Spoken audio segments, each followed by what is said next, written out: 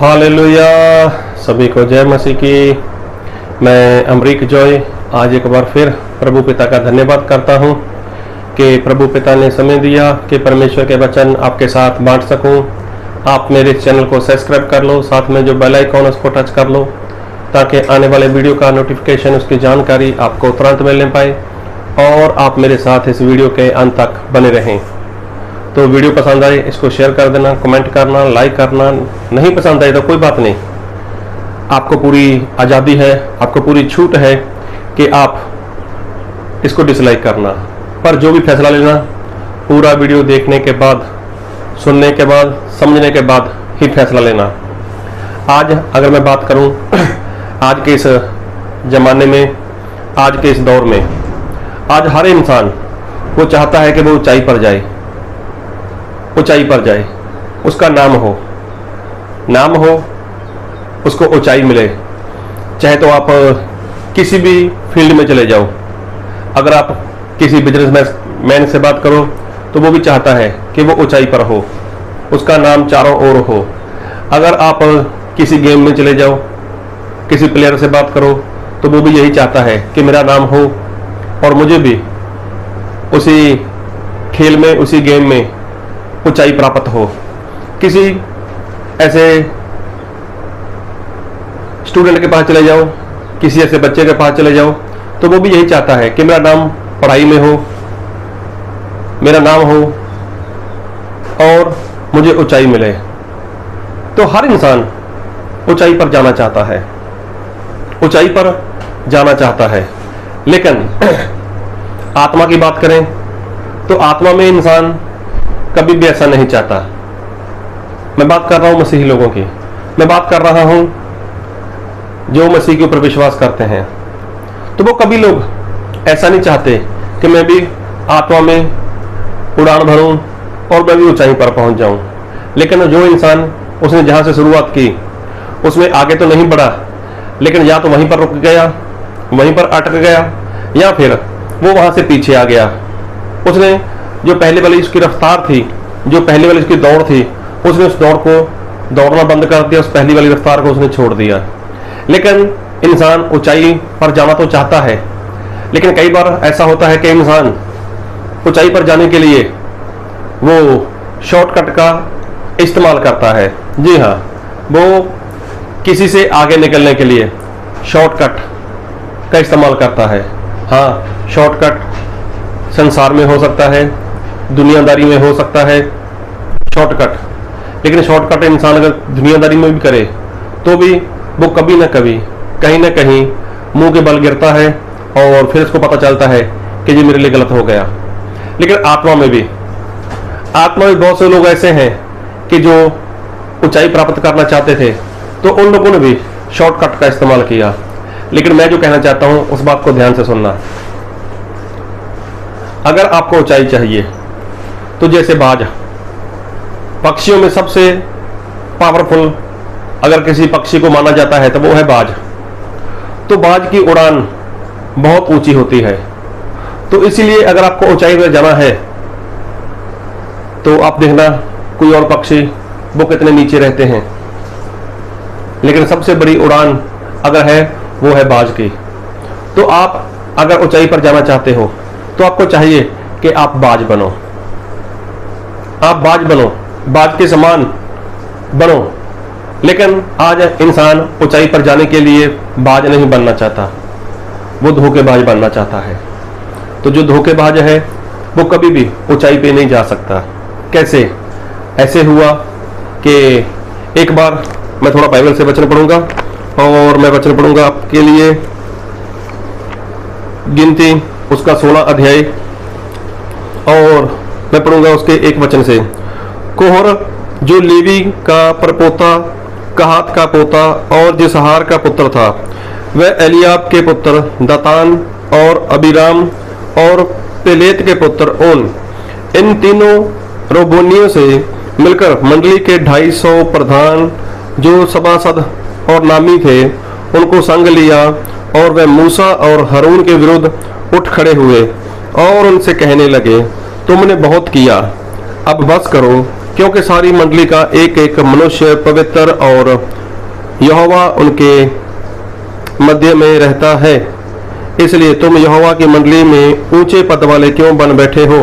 अभी देखो, ये वो लोग हैं जिनको मिस्र देश की गुलामी से परमेश्वर के दास मूसा ने निकाला था।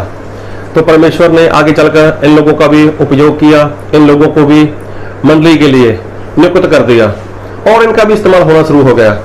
अभी जो मूसा थे वो तो परमेश्वर की ओर से पसंद किए हुए थे, तो मूसा सभी के अगुए थे। मूसा के अंदर परमेश्वर का आत्मा काम करता था, मूसा के साथ परमेश्वर डायरेक्ट बात किया करते थे, ये सारी बातें। लेकिन अब ये जो कोहर था, अभी इससे ये बात सहन नहीं हुई, ऐसे सहन नहीं हुई, तो इसने लोगों को बहकाया, उनके साथ बात की, देखो तुम्हारा भी उपयोग होता है, इनका भी उपयोग होता है, उनका भी उपयोग होता है और मेरा भी उपयोग होता है, तो हम मूसा के अधीनता में क्यों रहें, चलो हम मूसा से बात करते हैं। तो देखो, इन लोगों ने मूसा से बड़ा बनना चाहा, इन लोगों ने मूसा का और उसके भाई हारून का विरोध किया। क्यों? ये उनसे बड़ा बनना चाहते थे। लेकिन देखो, ये लोग चाहते क्या थे, उनसे ऊंचाई पर जाना चाहते थे। तो ऊंचाई पर जाने के लिए इनको जैसे उड़ान भरनी थी, बाज की समान था, ये उनसे नहीं हुआ। लेकिन ये बाज तो नहीं बने, लेकिन धोखेबाज बन गए। और आगे जाकर पढ़कर देखना कि इनका हसर क्या हुआ था। इनका हसर क्या हुआ था, इन लोगों ने क्या किया, परमेश्वर के दास मूसा का विरोध किया, हारून का विरोध किया, और ये लोग बाज के समान नहीं लेकिन धोखेबाज बन गए और इनका नाश हो गया। ऐसे ही जो शैतान था, शैतान भी कोई आम खास नहीं था, उसने भी परमेश्वर को अपनी आंखों से देखा हुआ था, उसने परमेश्वर की महिमा को देखा हुआ था। लेकिन जब लोग परमेश्वर की आराधना करते थे, परमेश्वर की उपासना किया करते थे, तो ये बात शैतान से बर्दाश्त नहीं हुई, शैतान को हजम नहीं हुआ। तो उसने क्या किया, उसने परमेश्वर से अपना सिंहासन ऊंचा करना चाहा। कैसे, किस कारण से? धोखे से, धोखे से, मतलब धोखेबाज बन गया वो। और देखो, आज तक शैतान यही काम कर रहा है, वो लोगों को धोखा दे रहा है, लोगों को धोखेबाज बना रहा है। ऐसे ही मतलब इंसान अगर ऊंचाई पर जाना चाहे तो उसको बाज के समान बनना पड़ता है। लेकिन आज बहुत से लोग ऐसे हैं कि वो बाज तो नहीं बनते लेकिन धोखेबाज बन जाते हैं। अभी देखो, एक परमेश्वर के जन हुए जिनका नाम था अलीशा। अलीशा कोई ऐसे वैसे इंसान नहीं थे, काफी रुपए पैसे वाले थे, काफी जमीन जायदाद थी उनकी, सब कुछ अच्छा था उनका। लेकिन वो किसके चेले बनकर रहे? एलिया के। और एलिया से उन्होंने 2 गुना सामर्थ प्राप्त कर लिया। जो आत्मा का 2 गुना भाग था वो अलीशा ने एलिया से प्राप्त कर लिया। कारण क्या? क्योंकि उनकी उड़ान बढ़िया थी। उनकी उड़ान कैसी थी? अपने स्वामी के अधीनता में रहकर चलते थे, और स्वामी भी उनके बहुत बढ़िया थे। ऐसा नहीं कि उनके बारे में कुछ गलत लिखा हो। एलिया के बारे में बहुत बढ़िया परमेश्वर ने लिखा हुआ है। एलिया बहुत बढ़िया परमेश्वर के दास थे, और जो उसका सेवक था अलीशा, तो वो भी अपने स्वामी की अधीनता में रहा। दोनों मिलकर चलते रहे, दोनों साथ साथ चलते रहे। और देखो, अलीशा ने कभी नहीं चाहा कि मैं अपने स्वामी के साथ, अपने मालिक के साथ धोखा करूं, लेकिन वो बाज की नहीं, उड़ान भरी। तो अलीशा ने बाज की नहीं उड़ान भरी, और देखो उसने आत्मा का 2 गुना भाग प्राप्त कर लिया। अभी देखो, अलीशा का एक सेवक हुआ जिसका नाम था गिहजी। अभी गिहजी तो सब कुछ जानता था कि मेरे स्वामी ने अपने स्वामी से 2 गुना भाग प्राप्त किया हुआ है, कितने बढ़िया मेरे स्वामी हैं, कितने बड़े मेरे अगुए हैं, सब कुछ वो अच्छे से जानते थे। लेकिन एक बार नमान कोड़ी, जो आराम के सेनापति था, सेना का सेनापति था, उसको कोड लगा हुआ था। वो रुपया, कपड़े, पैसे लेकर जब अलीशा के पास आया, तो अलीशा को जब वो सब कुछ देना चाहता था चंगा होने के बाद, तो अलीशा ने मना कर दिया, मुझे नहीं चाहिए। लेकिन देखो, अलीशा का जो सेवक था गेहाजी, तो उसने क्या किया?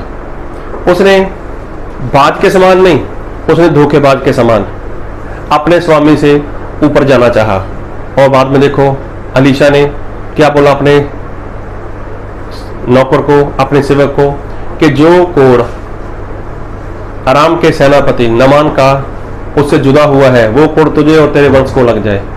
तो देखो गेहाजी पूरी तरह से कोढ़ी हो गया।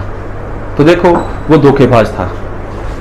तो आज लोग अगर मसीह में आ चुके हैं, अगर वो आशीष प्राप्त करना चाहते हैं, अगर वो आगे बढ़ना चाहते हैं, तो सही में वो लोग बाज के समान नहीं, धोखेबाज के समान वो काम करते हैं। तो धोखेबाज के समान काम करोगे तो बुरे फंस जाओगे। लेकिन अगर ऊंचाई पर जाना है, अगर उड़ान भरनी है, तो बाज के समान करना होगा, बाज बनना पड़ेगा। लेकिन अगर बाज नहीं बनोगे तो धोखेबाज बनोगे, फिर उसका जो हसर होगा, जो उसकी कीमत चुकानी पड़ेगी, वो बहुत भारी होगी। इसलिए बाज बनो, धोखेबाज नहीं। कोहर वो बाज नहीं बन पाया, चाहे उसका उपयोग होता था, चाहे वो मूसा के हाथ के नीचे था, लेकिन वो बाज नहीं, वो धोखेबाज बन गया। और साथ में उसने कितने सारे लोगों को बहका दिया। तो देखो वो मारे गए। ऐसे ही दूसरा राजा 5 अध्याय मैंने बताया, अलीशा और उसका जो नौकर था गेहाजी, आप चाहो तो उसको पूरा पढ़ना। तो वहां पर गेहाजी भी बुरी तरह से फंस गए। क्यों? क्योंकि वो भी धोखेबाज बन गया। वो धोखे के साथ पैसा लेना चाहता था, चांदी लेना चाहता था, कपड़े लेना चाहता था। उसने लिया भी किसके कारण से? धोखे के कारण से। तो वो बाज नहीं, धोखेबाज बना। तो आज आप देखो आप क्या कर रहे हो। क्या आप बाज के समान उड़ान भर रहे हो? क्या आप ऊंचाई पर जाना चाहते हो?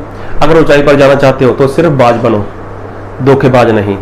बहुत से लोगों ने ऐसा किया और बहुत बुरे लोग बुरी ऐसी बात में फंस गए कि जहां से उनका निकल पाना बहुत मुश्किल हुआ।